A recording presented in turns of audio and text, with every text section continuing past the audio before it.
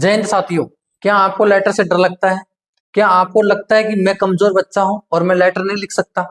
क्या आप 9th 10th 11th 12th के बच्चे हो और आपके एग्जाम में लेटर आता है, आप लेटर नहीं लिख पाते हो? अगर ऐसा है तो इस वीडियो को देखने के बाद में आपका इनफॉर्मल लेटर से बिल्कुल भी डर खत्म कर दूंगा। लेकिन वीडियो को आपको स्किप नहीं करना है। यदि आपने स्किप कर दिया तो आपको समझने में बाद में क्या आ जाएगी, दिक्कत आ जाएगी। लेकिन मैं गारंटी के साथ में कह रहा हूं, यदि आपने वीडियो पूरा देख लिया, यदि आपके पास में 10 मिनट है, तो कोई सा भी लेटर इनफॉर्मल आ जाए आप लिख दोगे चुटकियों में। तो बिना किसी देरी के मैं करता हूं वीडियो को शुरू।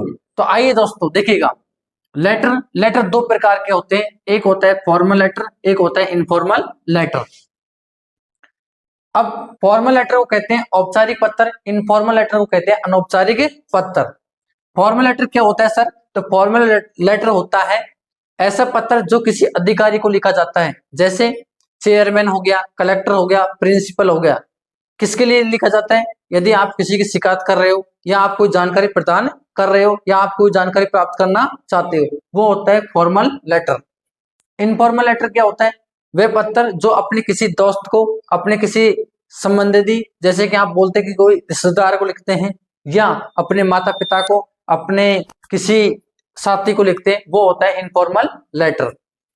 इसकी जो भाषा होती है वो थोड़ी औपचारिक भाषा होती है, इसकी जो भाषा होती है वो क्या होती है? अनौपचारिक भाषा होती है, जो हम दोस्ताना यूज करते हैं, जो जिसमें अपने विचार व्यक्त कर सकते हैं। आगे देखिएगा इसका फॉर्मेट। फिर लिखना आपको एड्रेस। सबसे पहले क्या लिखना? आपको एड्रेस लिखना है। जैसे मैं लिखा 26 राज बाजार नियर गणेश मंदिर जयपुर। एड्रेस आपका बड़ा नहीं होना चाहिए, शॉर्ट में होना चाहिए। ऐसा नहीं कि आपने इसी में सब कुछ लिख दिया, ठीक है ना। एड्रेस कैसा होना चाहिए? आपका शॉर्ट में होना चाहिए। उसके बाद में लिखोगे आप डेट। क्या लिखोगे? डेट। डेट आपको इस तरह लिखनी है, जैसे मैंने लिखा 5 नवंबर 2025। इन दोनों के बीच में आपको एक लाइन छोड़ना है, ब्लैंक, ठीक है ना। इसके बाद में फिर एक लाइन छोड़नी है।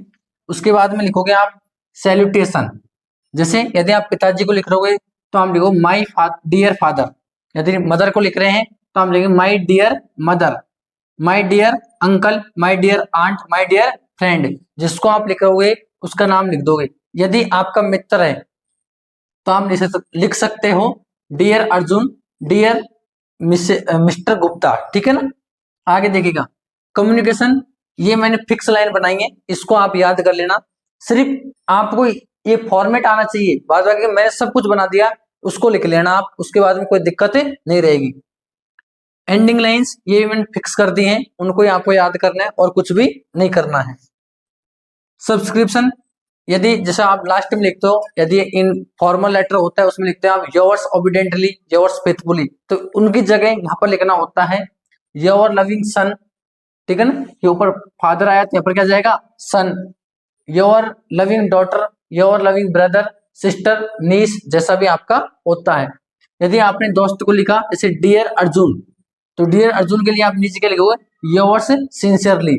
तो मैंने लिख दिया मित्रों के लिए लगाना आपको योर्स सिंसियरली। अब आपका हुआ इंतजार खत्म। अब मैं दे रहा हूं आपको फिक्स लाइंस, लेकिन पेन कॉपी खोल के बैठना और उनको साथ साथ आपको लिखना है दोस्तों। तो दोस्तों ये रही वो फिक्स लाइंस जिनको आपको यूज करना है इनफॉर्मल लेटर में।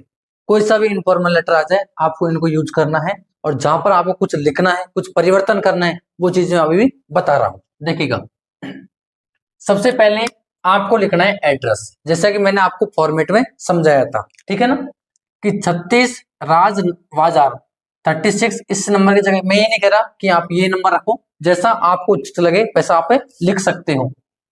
36 राज बाजार नियर गणेश मंदिर जयपुर। उसके बाद में आपको छोड़नी है एक लाइन, छोड़ दिया। उसके बाद में आपको लिखनी है डेट 5 नवंबर 2025। उसके बाद में यदि आप पिताजी को लिख रहे हो तो आप लिखोगे माय डियर फादर। यदि आप माता को लिख रहे हो तो माय डियर मदर। फ्रेंड को लिख रहे हो तो माय डियर फ्रेंड। उसके बाद में आपको लिखना है I am quite well here. इसका मतलब होता है मैं यहाँ पर ठीक हूं, अच्छा हूं। एंड और होप, उम्मीद करता हूं, you will be same there by the grace of God. आप भी वहां पर ठीक होंगे ईश्वर की कृपा से, ईश्वर के आशीर्वाद से। I received your kind letter yesterday, मैंने आपका पत्र कल मिला या कल मुझे प्राप्त हुआ। एंड और फेल्ट हैप्पी रीडिंग इट, और इसको पढ़कर मुझे खुशी महसूस हुई। My studies are going on very well, मेरी पढ़ाई यहाँ पर ठीक चल रही है। I have got good marks in class tests, जो अभी परीक्षा लगी थी उनमें मेरे अच्छे मार्क्स आए हैं। My health is also good, मेरा स्वास्थ्य भी ठीक है। You need not worry about my health and study, आपको मेरी हेल्थ के बारे में और मेरी स्टडी के बारे में चिंता करने की आवश्यकता नहीं है। एज माई एग्जाम्स फिनिश, जो ही मेरी परीक्षा, जो ही मेरी एग्जाम खत्म होती है, I will come to see you, तो मैं आपसे मिलने आऊंगा।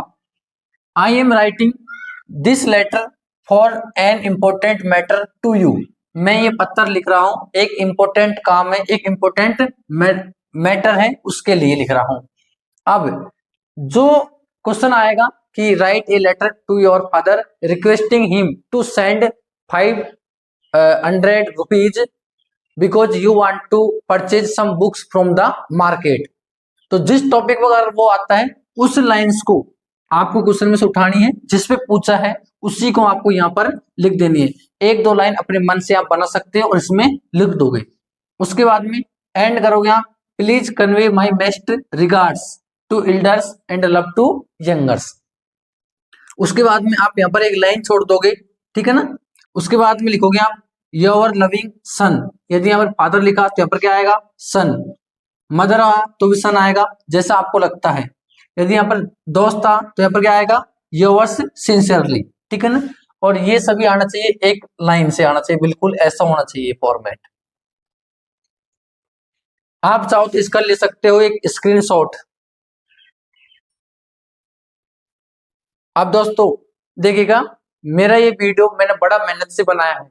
यदि आपको वीडियो पसंद आया है तो अपने जरूरतमंद दोस्तों के साथ में जरूर शेयर करें, क्योंकि उससे मुझे मोटिवेशन मिलता है। और आप ये जरूर बताएं कि आप कौन सी क्लास में पढ़ते हो, तो आप इसको कमेंट बॉक्स में जरूर लिखें। और वीडियो पसंद आया है तो लाइक जरूर करें, अपने दोस्तों के साथ में शेयर करें और अपने चैनल को सब्सक्राइब करें। धन्यवाद दोस्तों।